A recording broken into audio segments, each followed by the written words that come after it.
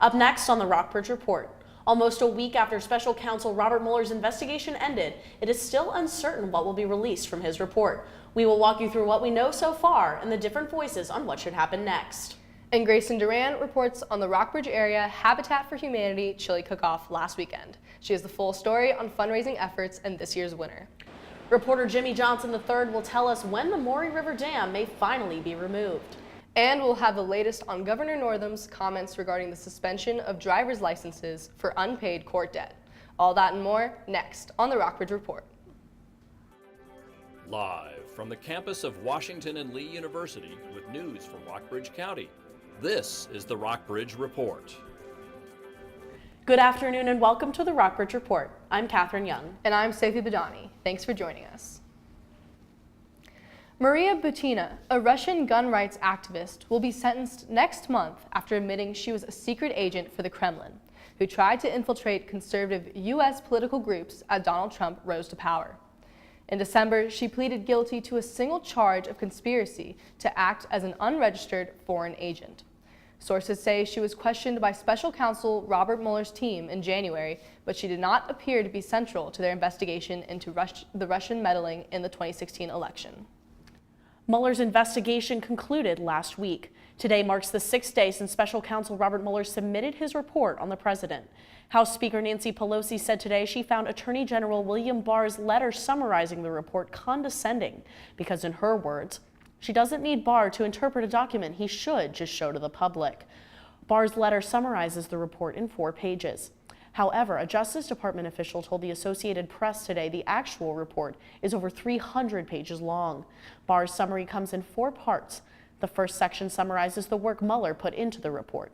It says Mueller issued more than 2,800 subpoenas, executed nearly 500 search warrants, made 13 requests to foreign governments for evidence, and interviewed approximately 500 witnesses. On the topic of Russian interference in the 2016 presidential election, Mueller did not find evidence of Trump, his campaign team, or anyone associated with it conspiring with Russia. Mueller did, however, bring criminal charges against a number of Russian nationals and military officers. On the investigation of obstruction of justice, Mueller did not exonerate or recommend charges against the president. Barr's summary says Mueller set out evidence on both sides of the question. Because Mueller did not reach any legal conclusion, Barr says it is up to him to determine whether a crime was committed.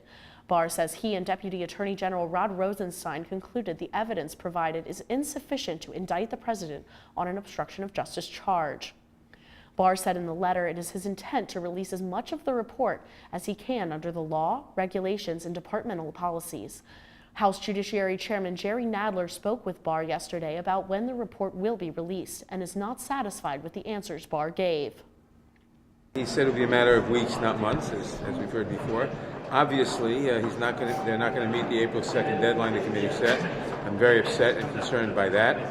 And I'm most concerned that when I asked whether he could commit that the American people and the Congress would see the entire unredacted report and the underlying evidence, he would not make a commitment on that. And that is not acceptable. Barr told Nadler that he would testify before the House Judiciary Committee. Meanwhile, GOP lawmakers are calling for Congress to move on. House Minority Leader Kevin McCarthy says that the investigation is done with and it is time for the country to move on. And Senate Judiciary Committee Chairman Lindsey Graham is promising to look into how the Mueller investigation began. But Democrats like House Intelligence Committee Chairman Adam Schiff are vowing to continue their investigations into Trump. Schiff said earlier this week Mueller's conclusion does not mean there are not other conflicts of interest between the Trump campaign and the Russians. As a result, Schiff was asked by Republicans to step down from his position this morning. Here's what McCarthy had to say. Does America truly believe, or does Adam Schiff truly believe he knows something more than Mueller? That 40 FBI agents, 19 attorneys, 2,800 subpoenas, 500 witnesses, looking into 13 different countries and saying no collusion at all? The end of the investigation has sparked new speculation about whether President Trump will pardon some of those charges in the probe. Many of his closest advisors and Republican allies are telling him not to. They warn the president that pardons could ignite a new political firestorm that would overshadow what Trump sees as a moment of triumph. Trump's lawyers say he has not actively talked about using his pardon powers. The man who drove into a crowd during a 2017 white nationalist rally in Charlottesville no longer faces the death penalty. He pleaded guilty to 29 federal hate crimes yesterday and will instead spend his life in prison. James Alex Fields killed 32-year-old Heather Heyer that day and injured over a dozen more. U.S. Attorney Thomas Cullen said what Fields did was an act of domestic terrorism. After reading that detailed statement and putting on the record that this is who this defendant is, this is what the government can prove, having that defendant acknowledge that in open court was significant for everyone involved. Today, the Wisconsin man who police say killed 2 people, then kidnapped their 13-year-old daughter and held her captive for 88 days, is waiting for his sentence hearing after pleading guilty yesterday. CNN's Reed Binion reports. A Class A felony, and upon conviction shall be sentenced to imprisonment of life. How do you plead to that charge? Guilty. The man accused of kidnapping 13-year-old Jamie Kloss and murdering her parents nearly 6 months ago faced a Barron County, Wisconsin judge Wednesday. 21-year-old Jake Patterson was charged with 2 counts of first-degree intentional homicide and 1 count of kidnapping without consent. He wept as he entered a plea to each count. How do you plead to that charge? Guilty. After the hearing, Patterson was heard saying, "Bye, Jamie," as he exited the courtroom. Patterson was arrested back in January and while in custody confessed that he didn't know Jamie, but the moment he saw her getting off a school bus, he wanted to take her. He made 2 attempts to kidnap Jamie from her home. The 3rd time, he managed to break into her parents' residence, killing them both with a shotgun and binding Jamie by her hands and ankles before taking off with her. A massive search played out as authorities say Patterson held Jamie captive for 88 days inside his cabin about an hour away from her home. And on January 10th, Jamie somehow managed to escape from Patterson's home. She flagged down a woman who was walking her dog, and the woman called police. Jamie deserves enormous credit as a 13-year-old. Patterson's sentencing is scheduled for May 24th. I'm Reed Binion reporting. A Virginia man was sentenced this morning to life in prison for raping and killing a Muslim teenager in June of 2017. 17-year-old Nabra Hassanin was killed after Darwin Martinez Torres chased her and her friends over a road rage incident. Original speculation believed Hassanin was killed due to anti-Muslim sentiments. Martinez Torres made a plea deal last year that eliminated the potential death penalty. However, the deal does require him to answer any questions asked by Hassanin's family over the next year. Former Virginia Governor Terry McAuliffe could be looking to move into the White House. McAuliffe said he would make a decision by the end of March, but he could announce his decision in April. Democrats close to McAuliffe said he is getting closer to a presidential run, and if he did enter the race, he would become the 3rd current or former governor vying to run against President Trump. Rockbridge area Habitat for Humanity helped people warm up after a long, cold winter with its annual chili cook-off over the weekend. Grayson Duran reports. When it comes to great chili and a worthy cause, Rockbridge area Habitat for Humanity knows how to put on a show. The nonprofit raised around $5,000 at its annual chili cook-off on Sunday. Last year, the event raised more money, $6,600. Community Relations Director Lynn Harris said the cook-off had a larger crowd this year, but it had fewer sponsors. The Chili Cook-Off is one of Habitat's biggest fundraisers. Executive Director Lynn Johnson said Habitat spends most of what it raises on building and repairing local homes. Right now we have 2 houses just newly finished, and we have 3 more in the process, and we're housing 23 people. 23 people can call these places home, just in one little corner of the world. Board member Jake Burke said future homeowners put in a lot of work when their houses are being built. Well, they got skin in the game. This is not a handout. They're willing to work for it. It's a heck of a commitment. Johnson said Habitat is completing the largest home it has ever built. The home is expected to be finished in May or June. It will have 5 bedrooms for a 9-person family. Janie Harris, who has lived in Rockbridge County for about 30 years, said this is her second time judging the cook-off. I'm not usually a huge chili fan, but Rockbridge County has some wonderful cooks. They brought it to the table with no pun intended. 8 groups competed with recipes that included everything from Colorado green chili to pulled pork chili. This year's winner was Cattleman's Market, a specialty grocery store in Lexington. Chef Keith Walker made beef and chorizo chili for his first year in the cook-off. Oh, this is an awesome accomplishment. Walker said he appreciates that Habitat gives low-income residents in Rockbridge County an opportunity to have what he calls their own piece of America. Yeah, there are a lot of people out there that just go through hard times and just need a helping hand from everyone. It takes a village. Habitat's leaders want to finish the organization's 75th home by the end of 2019. For the Rockbridge Report, I'm Grayson Duran. Coming up for after the break. Spring has finally hit Lexington with a beautiful day of weather today, temperatures in the high 60s, and a beautiful weekend coming up. We'll have more coming up next on the Rockbridge Report. Dominion Energy has bowed to pressure from Virginia Governor Ralph Northam and others to spend $870 million on energy efficiency programs over the next decade. The company previously held the position that its energy efficiency spending should be significantly less. Advocates of increased energy efficiency spending, which can include swapping out old incandescent light bulbs for LEDs, said it helps ratepayers and the environment by reducing the need to produce and distribute electricity. Dominion spokesman Rayhan Dowdani declined to comment on what prompted the company's change of heart. The Lexington City Council voted in October to remove the dam on the Maury River at Jordan's Point Park. But 5 months later, the dam is still there. Jimmy Johnson III joins us live from the dam to explain. You can blame it on the rain. Record rainfalls has kept the Maury River and the pool around the dam dangerously high and fast. Relentless rainfall is delaying the removal of the dam at Jordan's Point Park. City Manager Noah Simon says the Maury's water flows have to decrease before the Virginia Department of Game and Inland Fisheries can begin the dam's extraction. A low enough water level to ensure the safety of the folks doing the removal, but also to just do a slow release of the water and things like that. And because of all of the rains that we've had over the past, gazillion months, the water level is just way too high for that to occur. City Council member Leslie Strawn says the dam will be removed in pieces over the course of 2 weeks.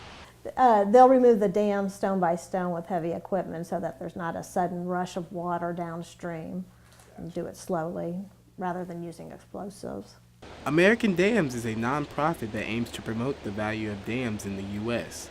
The director of the organization, Wayne Dyock, said a group of Jordan Point Dam supporters still hope to save the water barrier. American Dams assisted this group in applying to the Federal Energy Regulation Commission to add hydroelectric power to the dam. Strawn says the city's decision to remove the dam was final. I'd find it interesting, since they don't own the dam and because the state is planning to remove the dam, that FERC would actually review the application. Strawn says the city hopes to start the removal in the summer when the water flows would normally slow down. Now, we've gone a couple days without rain, but that's not enough. After 75 inches of rain in 2018, this area is going to need at least a couple of weeks without rainfall for those water flows to come down. Reporting live from Jordan Point's Park, I'm Jimmy Johnson III. Back to you, Sophie and Catherine. Well, it's just been a beautiful, warm, sunny day today. Yes, Crawford, has spring finally sprung? Hopefully, knock on wood. We've had one of the best weather days in Lexington in the past couple weeks. Luckily, that weather will last into this weekend. Monday will cool down a little bit, but still some good spring weather for Lexington. Let's take a look at the numbers.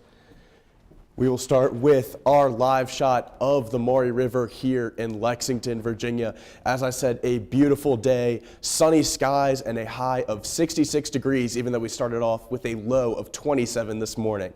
30.23 inches of mercury is your barometric pressure, and we also had a cool little wind chill with a 16-mile-per-hour wind speed. 31% humidity tops off the day, and we'll move into our local radar. As you can see, no precipitation in the Lexington area. However, that that is soon to change later this weekend, and we'll get to that in the 5-day forecast. But first, let's take a look at the regional conditions. 66 over in Charlottesville, 65 in Stanton, 65 in Lexington. The coldest in the area, Covington with 57, but still pretty good for late March in central Virginia. And we will finish with our 5-day forecast. The weekend starting off with more of the same, more of what we've seen the past couple days. Friday, a high of 71 and sunny. That increases Saturday with a high of 74. And then Sunday comes in that rain we've been talking about, a high of 57. That will cool things off a little bit and maybe wash out some of that pollen that's been coming around. 55 is the high on Monday, sun staying out, and again on Tuesday with a high of 54. So not as warm as it has been recently, but still great temperatures for late March in Virginia. That's all for the weather. Catherine and Sophie, back to you guys. Thank you, Crawford. Stay tuned for the latest on the accusation of sexual harassment against former Virginia Governor Doug Wilder. And CNN's Abby Phillip will tell us about the president's resumed attack on the Affordable Care Act. A Virginia student who worked with the nation's first elected black governor is accusing him of sexually harassing her by kissing her without consent. The Washington Post reported today that 22-year-old Sydney Black says 88-year-old L. Douglas Wilder offered to take her on trips and pay for law school and suggested she live at his house in 2017. Black reported the conduct to police and Virginia Commonwealth University, where she was working as an office assistant at the school's L. Douglas Wilder School of Government and Public Affairs. VCU declined to answer questions. The Post reports VCU notified Black in a letter that its Title IX office intended to investigate. Wilder didn't respond to repeated requests for comment over several weeks. Virginia Attorney General Mark Herring says the first phase of an over $3 million effort to eliminate the state's rape kit backlog is complete. Herring said yesterday the testing is complete on nearly 2,000 previously untested kits that were collected before 2014, including some that went untested for decades. As a result of this testing, officials have been able to further or reopen investigations into rape crimes. The governor wants to end suspending licenses for unpaid court debt. Economic status and zip code should not be a factor in a person's ability to work and provide for their families. It also should not cause people to become further entangled in our criminal justice system. Currently, Virginia automatically suspends driver's licenses for unpaid court debts. The practice brings in about $10 million a year to the state. But opponents say the suspensions unfairly penalize low-income Virginians and create what amounts to a debtor's prison. A legal aid group in Charlottesville has filed a federal lawsuit over the issue. Proponents of the law say ending the practice would reward criminals. State lawmakers returned to work on Monday to take up a string of Northam's vetoes and amendments. 2 witnesses in the nation's largest ever college cheating scandal have signed plea agreements, according to the court documents. Rudolph Meredith was the women's soccer coach at Yale University, who accepted bribes in exchange for designating prospective students as recruits on the soccer team. Mark Riddell was the director of the College Entrance Exam Preparation Academy in Bradenton, Florida, who took tests for students. In exchange for their guilty pleas, prosecutors will recommend a reduced prison sentence. President Trump is continuing his attack on the Affordable Care Act, repeating a promise he's made before. Trump is vowing to replace Obamacare with something better if the Supreme Court throws it out. Vice President Pence's chief of staff told CNN Wednesday President Trump will introduce a health care replacement to Congress this year. Republicans campaigned for years to repeal and replace President Obama's signature legislation, but they never came up with an alternative plan. CNN's Abby Phillip reports. Tonight, President Trump is defending his administration's surprise decision to join a lawsuit that would entirely eliminate the Affordable Care Act, commonly referred to as Obamacare. Phase 1 of the lawsuit terminates Obamacare, essentially terminates Obamacare. You know that's the Texas lawsuit. We think it'll be upheld, and we think it'll do very well in the Supreme Court. But sources tell CNN there is no such plan. We are going to be the Republicans, the party of great health care. The administration's decision came after months of heated debate among Trump's advisors. But sources say it still caught key lawmakers and even some White House officials off guard. Last year, I wrote to Attorney General Jeff Sessions and protested the department not defending the parts of the law that provide protections to consumers with pre-existing conditions. Now the administration is going way beyond that and seeking to invalidate the entire law. This is contrary to the tradition of the Justice Department, which generally defends laws. One key area is health. CNN has learned that Health and Human Services Secretary Alex Azar and Attorney General Bill Barr opposed the move. Azar worried that the administration did not have a plan to replace Obamacare, and Barr backed lawyers within the administration who opposed the legal case being made by the states against Obamacare. But Trump's acting chief of staff Mick Mulvaney argued for overturning the entire law, hoping to put the issue back on the agenda for congressional Republicans. It's opening day, and nearby Baltimore Orioles and Washington Nationals had their first losses today. Coleman Martinson will tell us more after the break. Coleman, I'm really excited to see my world champion Red Sox kick off their season in Major League Baseball. What else is happening in baseball? That's right, Catherine. Today is opening day, and it's very exciting for all those baseball fans out there. And the big names to watch are Bryce Harper and Manny Machado, who are both making debuts on new teams. Harper is now with the Philadelphia Phillies, and Machado is with the San Diego Padres. Both teams are playing at home. The 2018 World Series champions, the Boston Red Sox, play the Seattle Mariners away in their season opener. And locally, there was a baseball team that had their home opener this week. The Rockbridge County High School baseball team won 5-4 in its home and Valley District opener against Fort Defiance on Tuesday. The Perry McClure Fighting Blues lost at home 10-11 against the North Cross Raiders yesterday. The Rockbridge County High School softball team lost 0-10 against Fort Defiance at home on Tuesday.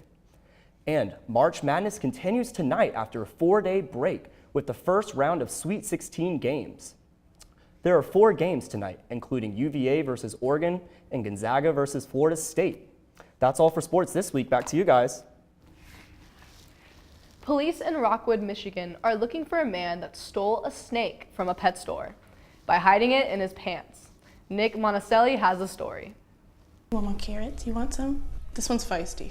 The sign on the door isn't just for show. Emily Schwee and Callie McElroy genuinely love the pets inside I Love My Pets in Rockwood. There's lots of stories about Captain Bunn and Angelo, who we'll get to in a minute. But there's never been a story quite I've been here a long time, like 4 years. like this. And I've never had anyone steal an animal, especially a 4-foot girthy python. Last week, this man came in asking about snakes. He also wanted to buy a rat.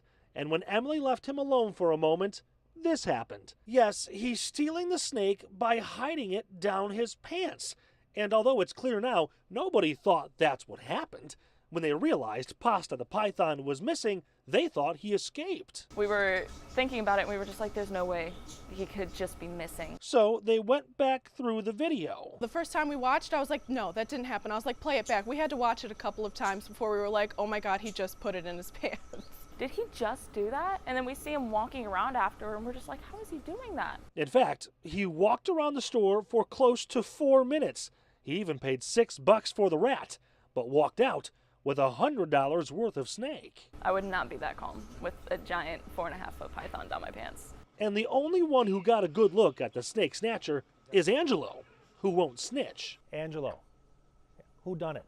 Who'd you see? So now, unless you know who this guy is, this might be the perfect python pilfering plot. I wish it would have bit him. I think that it would have made for a much better video if it would have bit him. In Rockwood, Nick Monticelli, Local 4.